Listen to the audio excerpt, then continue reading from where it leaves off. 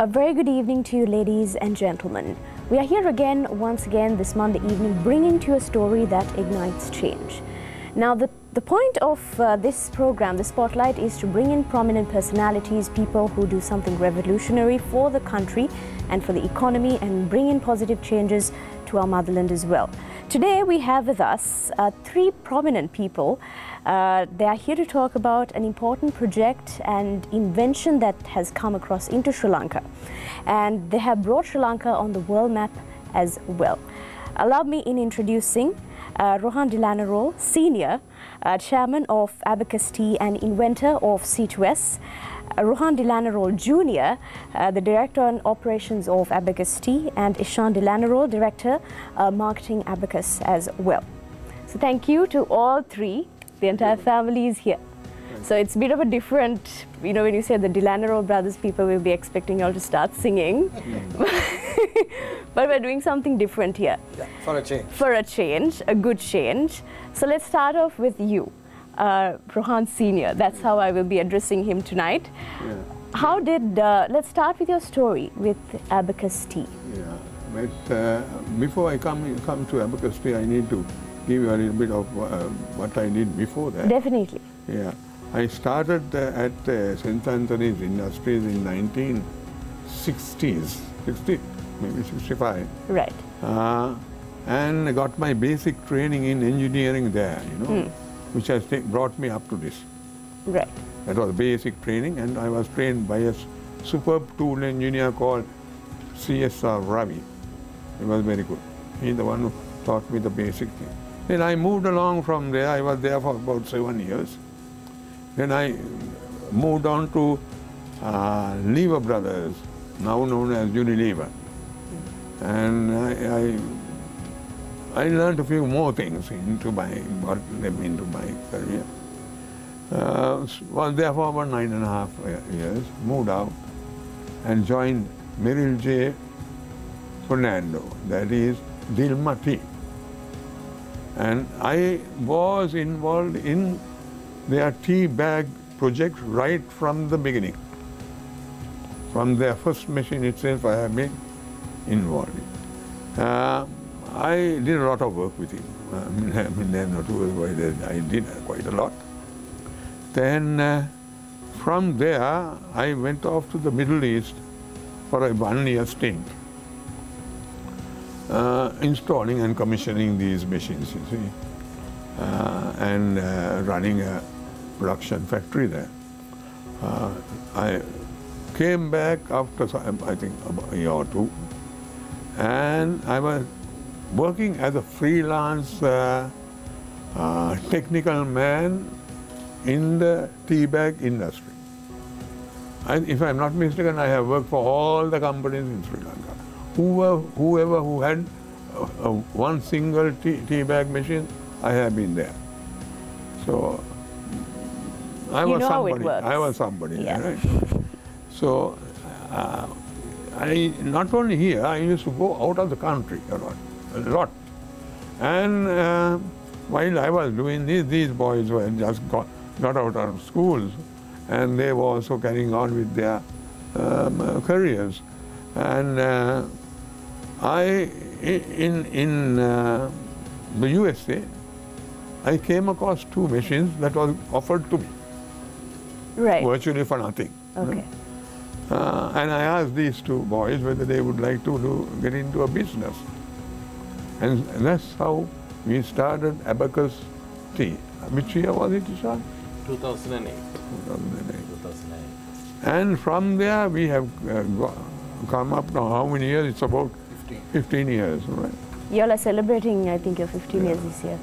And well, it was quite a what you call difficult task, challenge and all that. And during this period, the last few years, maybe 3 years, the tea industry, where the tea bags were concerned, was moving into stapleless tea bags. Because people didn't like the staple. Yeah. So, and we were getting more and more orders of our stapleless, and the demand was dropping for the staple. And we were losing a lot of business, and we have lost a lot of business here in Sri Lanka.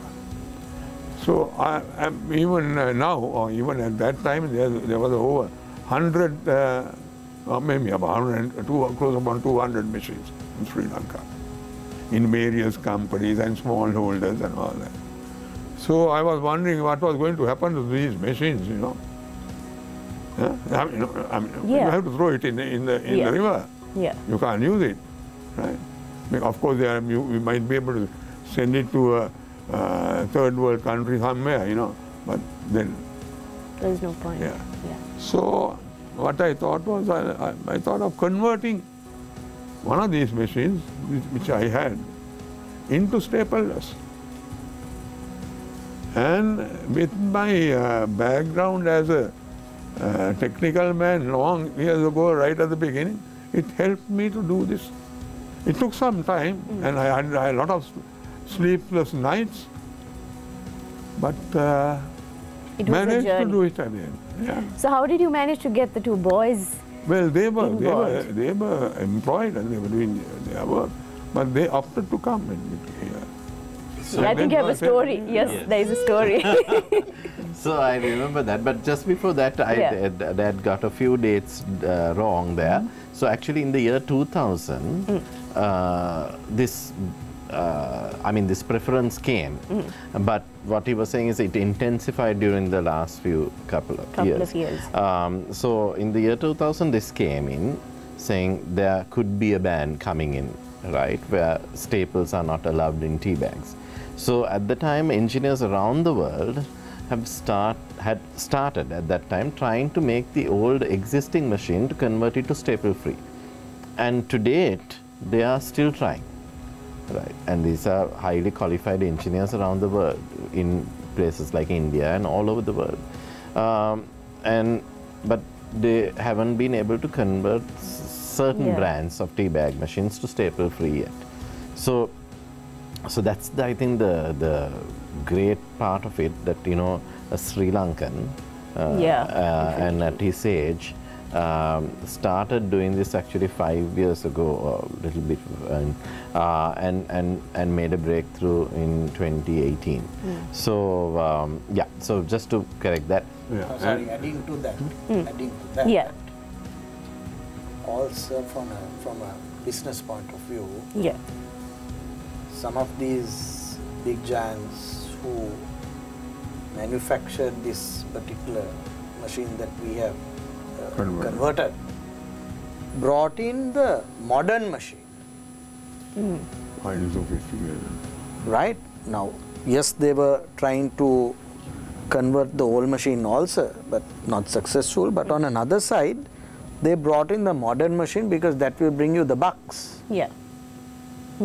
So I thought it's easier to make a new machine altogether instead of And sadly, what happened at that point was, since there was no other option, people had to buy for the staple-free machine, big companies were able to invest in that.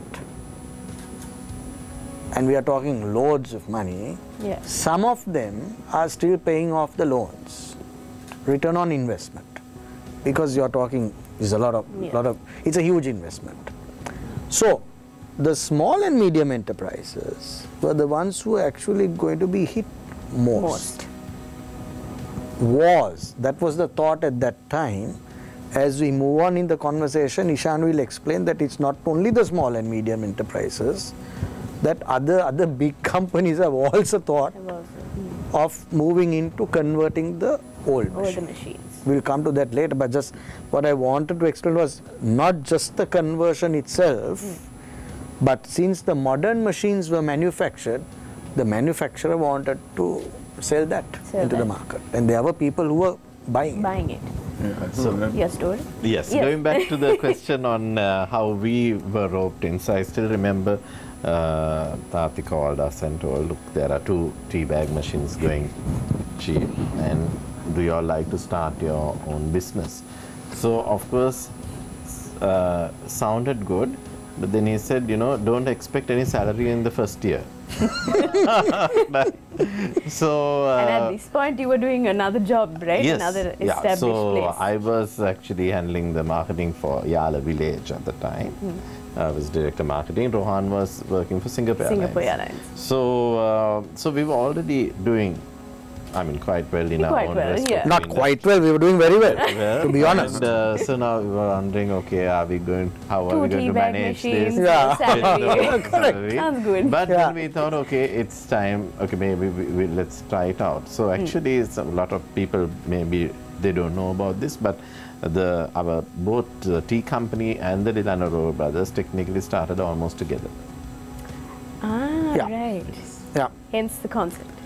Well, the concept is separate. Where both entities, of course, ran independently. Yeah. But of course, But I it think started each one complemented each other. So. And also we started in, if you look at the history of the tea bagging industry, 2008 was a rock bottom year. Yeah, for the tea bag industry.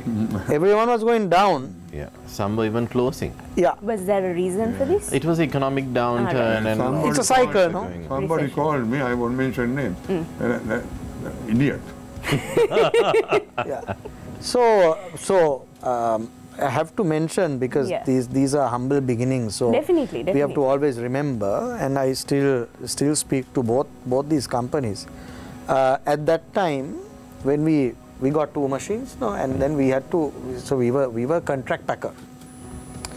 So we went to so many companies and we asked for business, but no one was willing to give, because they had to keep their own factories running, right? Why give someone else, right? Because of this downturn. But 2 companies, Iswaran Brothers, whom Tati had worked for as a consultant long years ago, done a lot of work. Lot of work, and Region Cities, Mr. Damasen Pereira. Those are the 2 people and the companies that actually gave us a hand to start our business, our contract packing business. And to date, if either of them come with a request, I make sure that we always help them. No, I mean, a lot of people forget where they started, so it's lovely to know that you'll embrace that. Now, you'll also received an award. Yes. International award. Correct. So I mean, you don't have to be modest about it. Yes. As my brother explained earlier, my father particularly made it for our company, because at that time we had 25 tea bag machines. Right, and if a ban came, we would have had to throw these machines away. So that's why he actually started in doing this. But I think, like Thomas Alva Edison, he found out so many ways of it not working, right? Or rather, how not to make it. And then finally we made a success. But of course, I must say, it was not an easy task, because we spent a lot of money in trying to get this done finally. And then once you make the breakthrough, then it's a case of investing further to develop it and to make it perfect. So the good thing was, and I must say we are very grateful. Somehow the news went to Unilever, India. Right. Okay. Right, and they came. Suddenly, before we knew it, there was a person from India that came to our doorstep and said, "I've heard that you have done this. Can we have a look at it? We are fine to sign an NDA." And so we did all those formalities. They looked at it and they said, "Look, we are going to support you, and we are going to support you in the way of ordering this thing." Now we were very surprised, because here is such a big company who has deep pockets to buy these new machines. But their point was, look, why should we spend so much when there is something, we already have this asset, we only need to spend a small amount, convert it. I mean, it was, at that time, it was about almost 1/15 of a new machine, that you had to spend to upgrade it. And you'll have the same technical tea bag coming out of the machine. Which they did, and I'm happy to say this started just before COVID, And during COVID, you know, my brother he's an operation, so he was very tactical and he was very far thinking in running the company during the entire time. I think we closed only for 1 day. Right. And then we continuously, so the machines used to come, and at that time from Delhi, and just so that people understand that it's just not a easy operation. No, yeah. Each machine is about 1.5 tons, and then it has to travel by truck from Delhi to Mumbai. Faridabad to Delhi, Delhi to Mumbai by train, Mumbai to Colombo by ship, and then of course to our factory in Rathnamala. And then we start doing this whole process, which takes a couple of months, and then we export it back in that same way. So there was a lot of logistics that were going, but would you believe that they converted 21 tea bag machines? That's a lot in terms of tea bags. Basically the entire fleet of machines that they have in that factory. Yeah, Everything was sent here. To Sri Lanka periodically. And then we had Tata, another, I mean, these are the biggest conglomerates in India. And so they followed soon, and they sent their machines. And we have done more than 10 machines for them. In Sri Lanka, again, I need to mention this. You know, I don't know how people will take this, but I hope they take it in the correct spirit. We've had this habit of always appreciating things that come from overseas. You know, so anything that comes from overseas is technically, okay, this must be great. So many, I think, had reservations about buying this something locally made. And my mind went back, because I was a merchandiser, how people used to not buy our Sri Lankan made clothing at one time. And one person had gone to Marks and Spencer and had looked at, you know, bought this t-shirt, beautiful t-shirt, went back and then found that it's made in Sri Lanka. And it was quite a surprise. Yeah. So keeping that in mind, I think the same thing happened where we are concerned. You know, people couldn't believe that something like this can be done by a Sri Lankan. Of this magnitude is possible. Correct. And of course, you know, all sorts of conversations went around saying, you know, maybe the quality is not that great, and, you know, all sorts of things. But the fact that Unilever bought so many machines, Tata bought so many machines, I think gave confidence to people. But there was one company, I must say. Before you go there, can I just interrupt? Sorry. No issue. On the same point, Unilever, this is important point. Unilever said, we are supporting you, not even seeing the end product. That is the point. At that time, the invention had not been perfected. No. Was it in a trial basis still? It was, I mean, you were still and it had just come out. But they felt, they had the belief and I could do that he can do it. And the trust that they had, which should be appreciated. Those guys knew me because I did some consultation work for them, and I installed and commissioned 72 machines. My goodness. 72. Because at that time, branching off again, Unilever in year 2000 took a decision to close most of their global operations in different countries.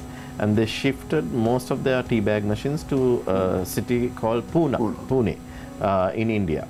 And there, so my father went there and, you know, overhauled and commissioned 2 machines.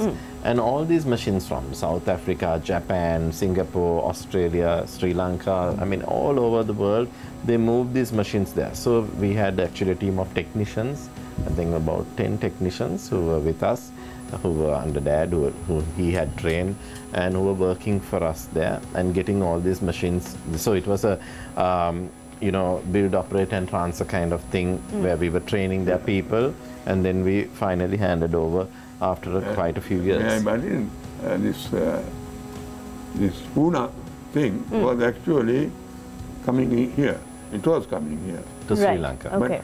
But for some, I won't tell you why the reason, but it was, they couldn't do it because of certain issues. I am not going to. Right? But that's what happened. Otherwise, all that would have come to Sri Lanka. And if it came at that time, it would have become huge investment. Today we would be in a much better position, this country. So, one company in Sri Lanka, I had to mention, was very supportive of this invention, and that was George Stewart's. And the CEO of George Stewart's, who's I must say, a very patriotic person, they didn't have this machine, but they said, we are buying 2 machines, totally, like the entire machine, not converting machine. They wanted to buy 2 machines itself with the conversion, just to support a local inventor.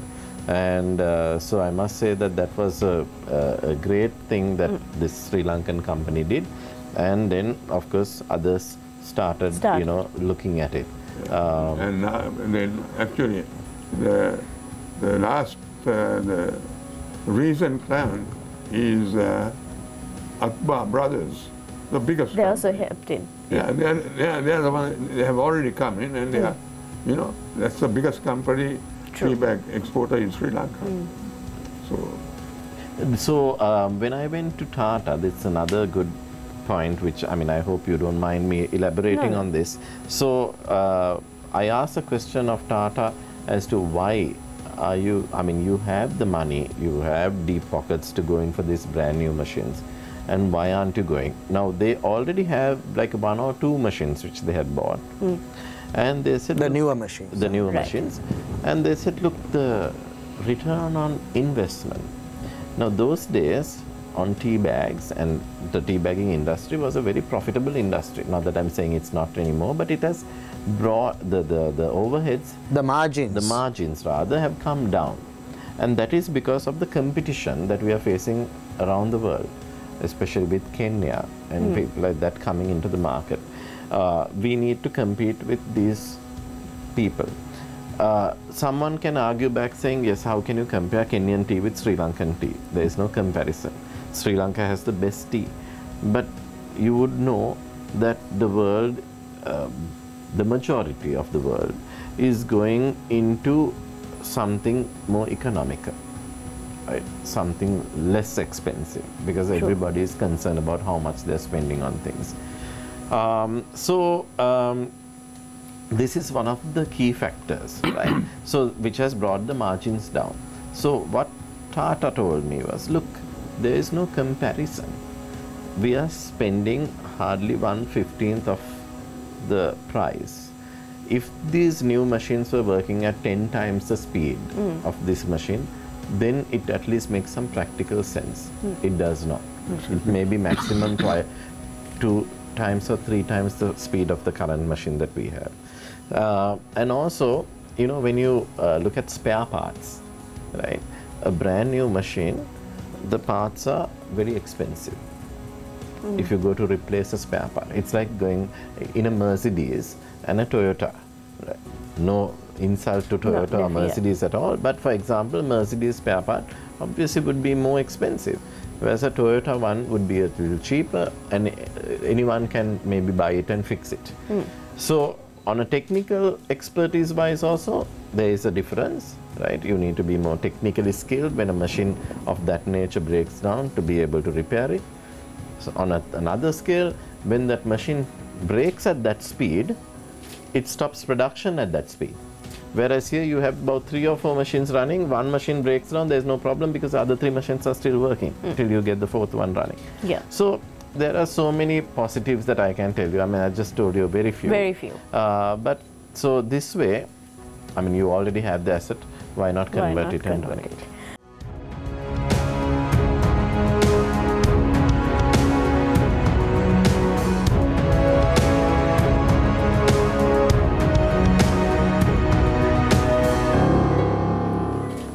All right, welcome back to the show. I have so much to ask and time is flying.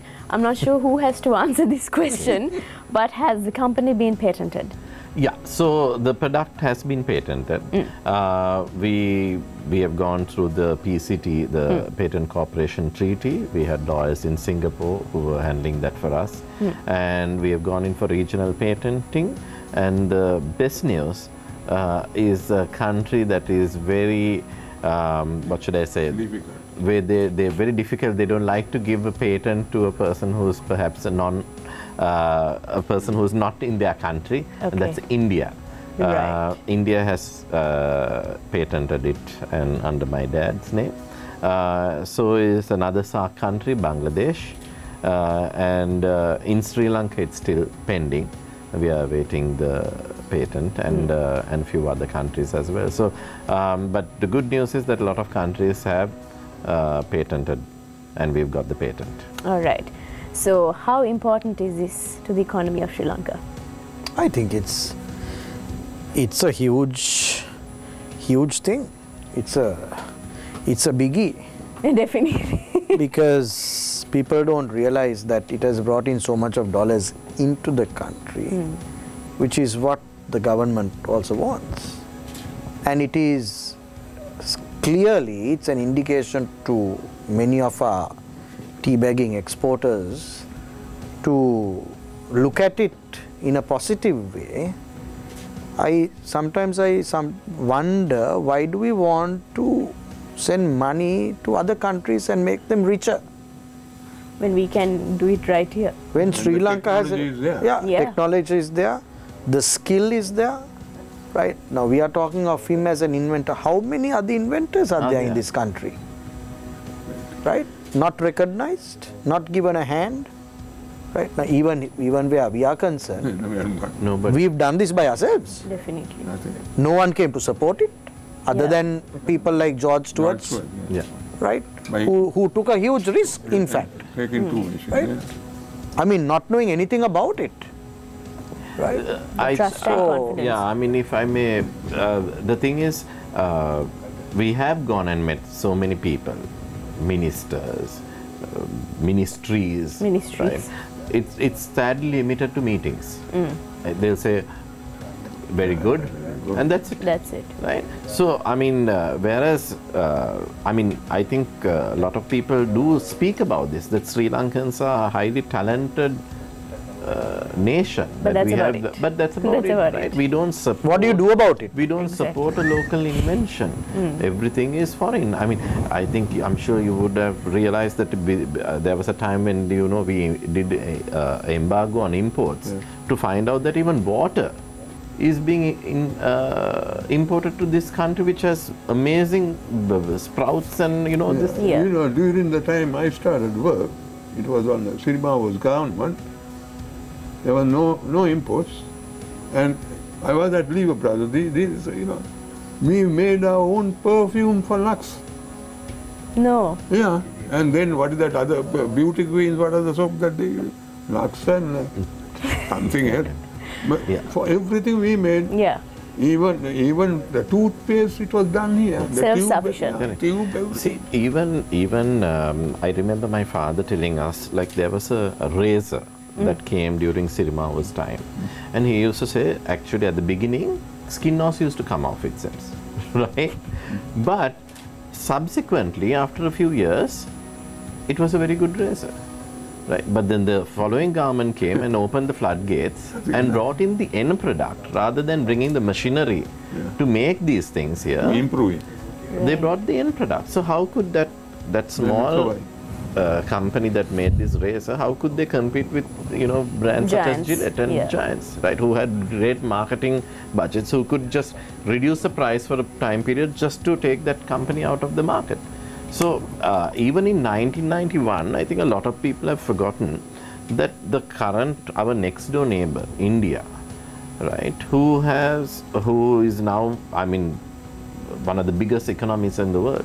In 1991, not so far along, I mean, you can Google it and check, they had to charter planes to London carrying their gold to sell in the market there, because they went into such an economical difficulty. IMF also came, but they had to, and that led them to put certain policies down of no imports and things like that, which successive governments continue.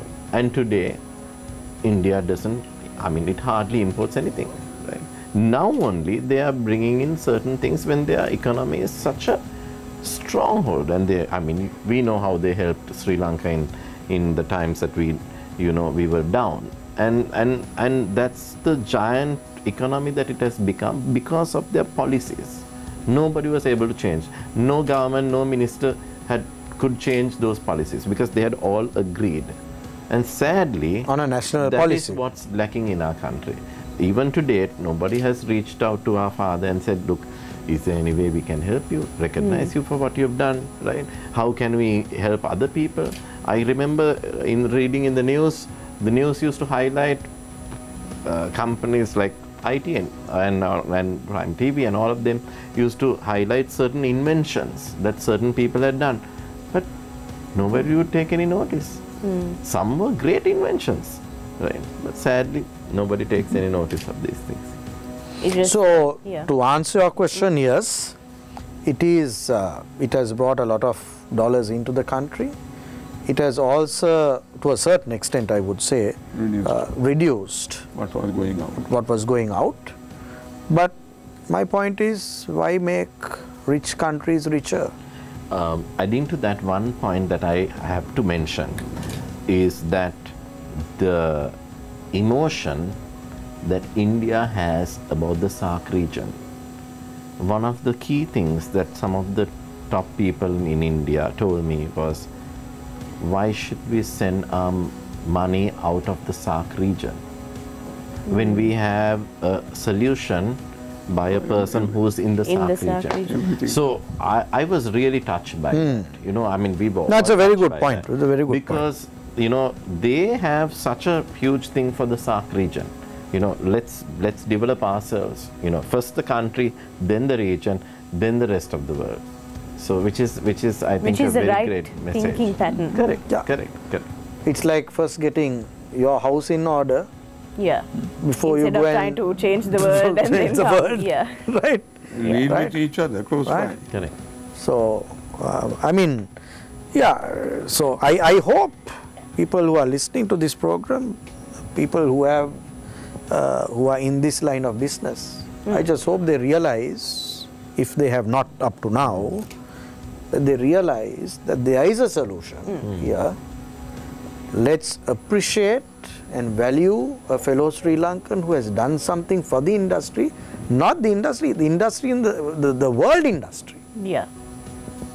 Right? This is first in the world, if I'm not mistaken, right? Yeah. Now, you have machines completely built to do this. Brand new machine. Brand new machine. But what I have done is I have given new life to a very old machine. So how do you find parts, spare parts now? These machines are quite... We made our own parts. My goodness. Actually, And also we support the SAARC region because we are getting parts from our immediate neighbor as well. So there is still access to these parts? Yes. Oh, for sure. And the parts can be, see, because the patent of some of the companies that made the original machine has expired about 25 years ago, or even more than that. Because these machines were designed during the World War, or just after the World War. Right. The first machine was in 1943. First machine was in 1943? It's still working. And those are still working. And that's what you all have? We don't have the year of that year. Okay. We have 1950s to 1960s, That's still 1970s. We have a full range of machines, and those are still running. And some of these machines are running in companies 22 hours of the day. And you'll ask me why 22 hours. 1 hour is kept for servicing and meal time and all that. But if you run the continuous shifts, some of them are running 22 hours a day, and there's no problem, right? So, and some of the new machines break in and out. Because if the electronic thing fails, everything fails, right? Yeah. These are all mechanical. These are manually these are more mechanical. This particular brand of machine is more mechanical. Now we have put in electronics also in. Yeah. Of course, advancements are there, but... So that's another one that... that's another one I can touch on. So, I mean, when this machine was made at that time, now some people wonder what's so great about this invention, right? So how I would explain it is, if you take a picture, right, and there's hardly any room in a particular place, but you are told to make some unit or something to fix that place, right? So in this case, it's so difficult when you already have a machine, and in this limited space, you need to put a needle unit. You have to remove the staple unit and you have to put a needle unit to, it has to basically, what you call work on the same without what we call changing its original pattern. original pattern, right? So it has to synchronize. We have to synchronize this whole thing to work with the existing rest of the machine, right? So which works like clockwork. So whereas if you are given a plain blackboard and you are asked to, you know, draw a picture from scratch, you can do that, right? Because you are making a brand new thing. But when you have an existing machine and you need to do something to synchronize with it, it becomes such a difficulty, and that's where most of the engineers failed, or rather are failing, and they are unable to get it going, because it's not an easy thing. So so that was done. Plus, what we have done now, which is the second and third phase, is automating the machine. Those days, if there was a reject back, it would stop the machine. You have to open the safeguards of the machine, remove the machine, check everything is okay, damage back, and then make the machine, put it on run again. So you will lose at least a couple of minutes or a minute doing so. And each minute you do that, you are losing tea bags, which is at least 110 to 120 bags a minute. So whereas now a minute, yeah. My gosh. So what we have done now is brought in an auto reject system to automatically reject the bag and for the machine to continue working. Right? So thereby increasing the efficiency, and also on another side reducing the reject rate of the machine. Our last phase, which we are working with a big company in Sri Lanka, is where some of these production details will come to your phone or email or something. So at the end of every real-time figures. Which I don't think even, I mean, I might be corrected by somebody, but as far as I know, it's not available even in the brand new machine. It's only available where on the PLC you can check it out. Of course, I mean, it's like the Mercedes. You add on a feature, maybe you will have to pay for that separately. You know? So right now it's not available. Maybe it will be available soon. But on our machine, that's going to be available very soon. Yeah. Great things are happening.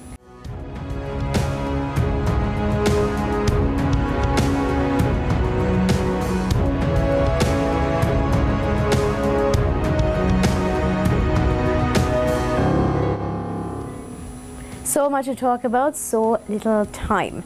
So what does the future look like for Abacus Tea and for the invention? And for C2S? And for C2S? Well, my father and I, we recently visited another company in India, in the southern region, which is a very, very big company that does exports to around the world. And it is a very big name. I won't say the name, brand. But they have, I think, about 36 machines. 36, and they want us to convert these. So again, a big brand that has huge amounts of budgets and things like that, but they say we don't need to go elsewhere when there's a solution in the SAARC region. So that's there. I think there are a lot of other companies in Sri Lanka who are joining the whole conversion thing, and they've already told us we want to do this.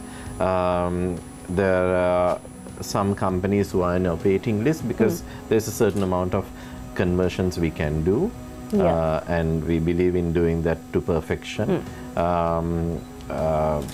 My father and my brother have been working on continuously improving the machine. Like we use the example of the razor. The more it's used, the more certain things we see. And in the past, we have done all these upgrades. Whatever we see as an upgrade, we have done it free of charge to whoever our existing clients are, because that's the commitment to our product. And the better our product runs, the better it is for the company, the better it's for our brand. So it's, I would call it always, you know, in anything, you know, I don't think you ever stop. It's like learning. You never stop learning. And you never stop doing trials and upgrading of a product if you want that product to grow. So it's always a case of upgrading, always finding out little things, and we keep working at it. A question to Rohan Senior. How do you manage to handle opinions from one generation? You know, two different generations coming together. How, has it been easy? Yeah, what I do is I drown them both. No, I mean, I listen to them, and you know, and we get into a collective compromise agreement. comes in. See, what I like, I mean, now that we also have our own children. Yeah, you understand. Yes, we understand it, and I think, I mean, this goes out to all children who are around and all parents. So I think all of us, sometimes when our parents used to advise us, we would think, you know, there's that particular age where we think, no, parents are wrong, right? But what it has taught me, or taught us, is rather, yes, we still might think our parents are wrong, but what they have, what we don't have, is experience in age, which means they have all gone through these things. So what I would tell children is, whenever you want, you know, that's a normal teenage thing, is to dismiss anything that comes from parents. But do that, but always think at night, maybe they have a point, right? Think a little and see, and have an open mind, because you might wake up the next morning in a different situation. So best is to think. So we've, of course, from Dad, we've learned a lot. We've, you know, saw so many things that could be done. I think my father is an example of, you know, where age is no barrier for anything. At his age, he went to learning new software and engineering software to do this invention. So, which is a great thing, and I'm glad it has been recognized by the SAARC region and with an award and things like that. Yeah. So, yeah, that's what I would like to share. They are what I call, I think, if we really look at the entire life that we have lived and seen. So those days I used to go, I was a schoolboy, a small little tot. So I used to go to Uncle Merrill's factory, the Dilma factory, and he is making machines, right? And when he starts on a machine, there is, you know, until he finishes it, he will not come back, right? So it could be hours, he is on that, and I am pushing pallets and all sorts of things there. One of the things that we have seen is the commitment to the job. Something that we don't see nowadays. Yeah. So sometimes even we lack in that. We got to be honest about it. So this generation, and I see two people, one is no more, sadly, but he is one. The other person is late Uncle Merrill, right? These are legends who have been in the business, right? He is a legend of creating that brand Dilma today, which is a worldwide known brand. Yeah, and I was there, so I know the difficulty he went through in doing that. Yeah. And he is one of the people we've kept in touch. I used to call him every now and again, and one of the things that he said was, he was very proud of what he was doing, right? And he always said, support it, right? That's a very important thing. And I think Tati also had spoken to him, you know, twice, 3 times possibly. Do some for him as well. So, I mean, the program itself is, you know, talking about people who have contributed so much into the industry. So, I always say it's always good to recognize people when they are living. True. So, in terms of even where ITN is concerned, I want to say thank you for having him in this program, because there is no point when he's dead and gone having Ishan and me to come and talk about it. You know, so you might as well get it from the horse's mouth and recognize him when he's living. There's no point rewarding people when they are no more. That's true. So, yeah, so Uncle Merrill was one, right? Uncle Merrill was one, and I think even Dylan and Malik had a, I won't say a problem, but you know, the thing is, they have created something. So now when he has created this thing, you know, he is not going to allow us to do whatever we want. That's right? So, no, and I think that is good because that keeps us in check. Yeah. And what I have found is now I have some executives who are working closely with us at a very young level, school leavers. And they are very modern and they have a very different way of thinking. Which also, my father is learning from them. It complements. So, yeah, I mean, you know, so it's such a big age gap, but there's so much we are learning from each other. And I think that's the point of it, you know. So we are learning from each other, and I think if we can do that, the generation gap will definitely be small. The answer to your question in a different way is there are certain young people who feel that they are right at every turn. Yes, I think that's very visible. Right? Who are not willing to learn from the senior people. So they feel, you know, sometimes that is where education also goes for a 6. Yeah. When you are too qualified also, you think that you know everything and you don't know the practical side of things. So you can have your degree and your, as they say, masters and all these degrees. There is no point having that if you don't know how to look at a problem in a practical way and sort it out. Yeah, so adding to that, I must say that my father is not qualified in terms of masters and PhD and degree and all that. Right, but he, I mean, whereas even the current people who have that are still trying to do this all over the world, he has already done and finished it. My gosh. Not that I'm taking anything away. No, but definitely. The thing is, it's always great when the practicality meets the theory. Yeah, because when a problem comes, you will not be referring to the book. Exactly. Page this, correct. right? You have to be on the spot. Yeah. But I have told these boys also that basic qualifications is a requirement. Is a requirement. Because I feel that I have missed out on it. Because long years before I did all this, I would have been the chief engineer of Unilever. Yeah, but then if you did that, I wouldn't be doing you won't be doing this. Because everything happens for because, for example, no one would have given him a machine to cut and chop and do his experiment. They'll say, I'm sorry, you handled everything. You're chief engineer, you stay there. Yeah, right? You can't take a machine and cut and chop and all and do experiments. I suppose. So I think, I mean, recently Rohan and I were having this chat, and that's the same thing Rohan told me. I said, you know, so when he told me, he said, Tati would have been in a better place if he had a college. I said, I don't agree with you because it's relative, no? Yeah, that's true. It's relative. Maybe if he was there, he would have been on a seat. Yeah, a 9-to-5 job. Right, 9-to-5 job, air conditioned, comfort, and you know. Done nothing for the country. Right, All right. So since time is catching up, I think we will start off with some words, something that you have to tell everyone watching us today. Let's start with the chairman.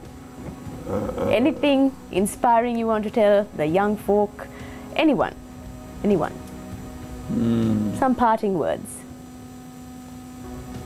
Don't give up on whatever you are doing.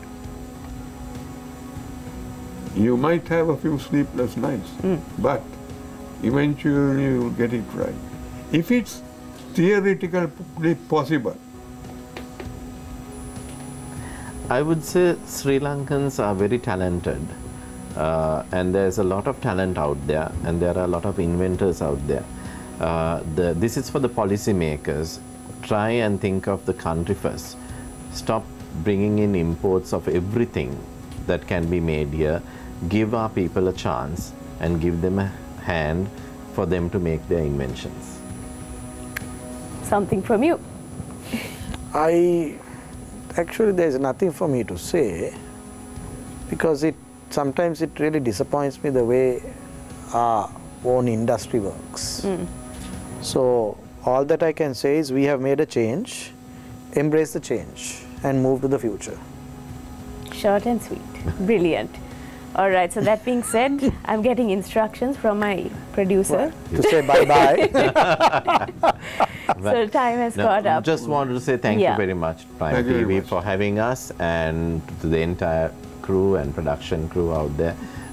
Your chairman was very supportive when I spoke to him. He said, "Let's do this. We have to take this message out." So thank you for taking this message out, and thank you for having us. That's right. I'm just here asking the questions, right? But there's an entire team behind. Yeah, I want to say thank you to all of them too. Thank you. You all don't see them, but they're working always behind the scenes. So that being said, thank you to the three of you as well for joining us today. Pleasure. Something that needs to be addressed. Thank you for bringing a change to our country and bringing us on the map. Thank you very much. It was a pleasure. All right, join us again next Monday, same time, same place. You know where to find us. And stay safe until then, and have a pleasant evening ahead.